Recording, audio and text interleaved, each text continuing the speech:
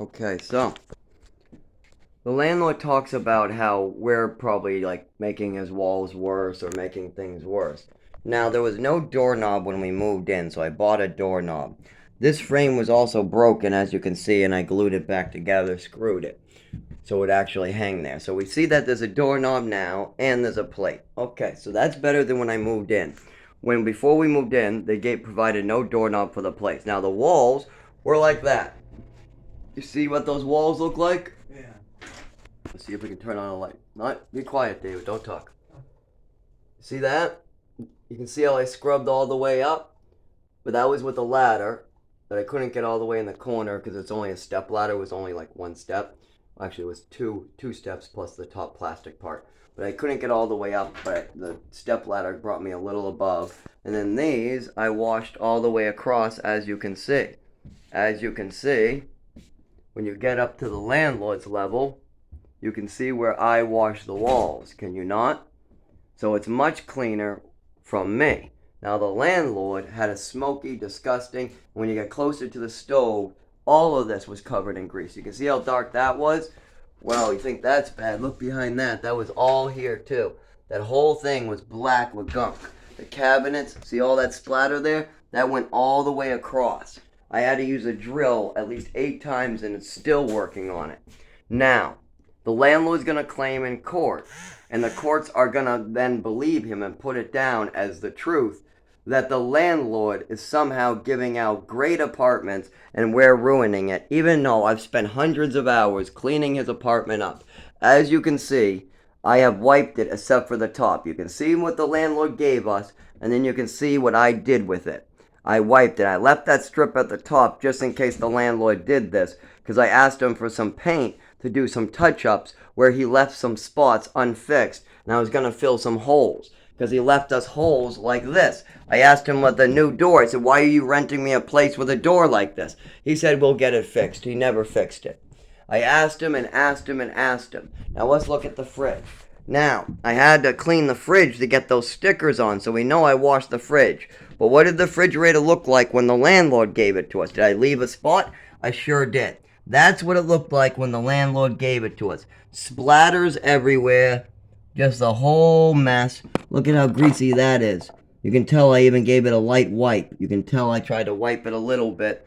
But I did the whole other fridge perfect. Up here was brown. It was brown, blackish. It was awful. It actually looks like some dust got up there again with a rain. But I'm out tomorrow. But you can clearly see how the landlord kept this place horrible. Now let's check the bathroom windows. Did the landlord... Okay, for 6 years, there's been mold and a leaky pipe above the ceiling. Did he fix it? No, it's still there.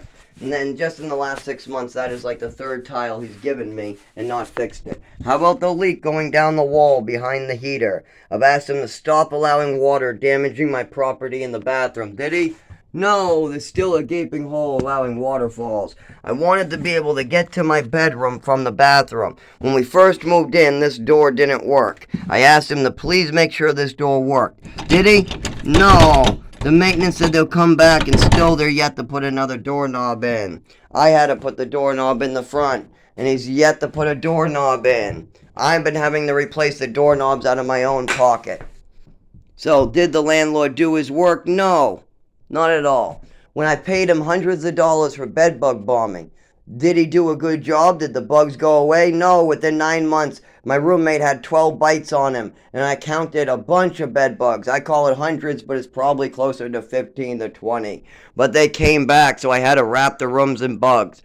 I had to wrap the room in plastic to avoid the bugs. So did the landlord damage this property, or did we? What does it look like to your video? Does it look like I'm maintaining? Okay, let's look at the hole. There was a hole over here on this wall. Did the landlord fill it or did I? I filled it. You can see that I filled it. When I asked for the paint, did he give me paint so I could touch this up? No. He left us holes with no filler and no paint, expecting the tenants to do all his maintenance for him. And did I report this to code enforcement? I sure did. The landlord said he would hit and evict us, who was harassing us, sending people after us to run us off the road if we made any complaints to code enforcement, because he said he doesn't have the money to replace the windows or do any repairs for the last 6 years. So he threatened us that he would hit us and evict us if we made a complaint to code enforcement. But we did. We complained to code enforcement that we needed new windows and bugs removed. And he did. He got caught on Ring camera hitting and evicting his tenant right after his tenant got out of the hospital with kidney problems, putting out black urine. The hospitals aren't doing a good job to begin with, thanks to this person's family issues. But to add insult to injury, then he's caught on Ring camera. And does the town do anything? Was there a police report filled out? Absolutely, the same exact moment it happened. And what have the police done? They've downsized it. So there was hate speech. He called me a faggot junkie, even though I don't use drugs and I'm not gay. Then he beat the living shit out of me as I took it and sounded like a whiny bitch. Then the police got the camera and they were a witness. They could see it straight on the Ring camera. And then they downsized it to a simple assault till October 23rd. But then they want it to go away, so they push an eviction forward for no exact reason other than the landlord's lies. And then on top of that, when they know the eviction won't happen until the 11th month, and my court case is on October 23rd, they move the court past that, and then they tell you they're going to mail you a new date. So they throw you out of your mailing address, and then they tell you they're going to mail you a new court date so you don't get it. So there's a bunch of tricks in Rochester to protect their taxpayer that pays a little more in taxes than other taxpayers. But that's only because he's slandered at the court. See, if the courts knew that I volunteered and I gave so much to Rochester during COVID, then they wouldn't be doing this. But instead, the landlord wanted to make me out to be a junkie faggot who wastes all his time and doesn't work, even though that was just a bunch of slander and he was spitting out stuff on everybody. He did it with the upstairs neighbors, downstairs neighbors. He does it every time. He just spits out as much slander trying to make it look like you might not be paying anything in taxes. Even though that's a complete lie when it comes to my case, because I actually give the most out of almost any building in the area.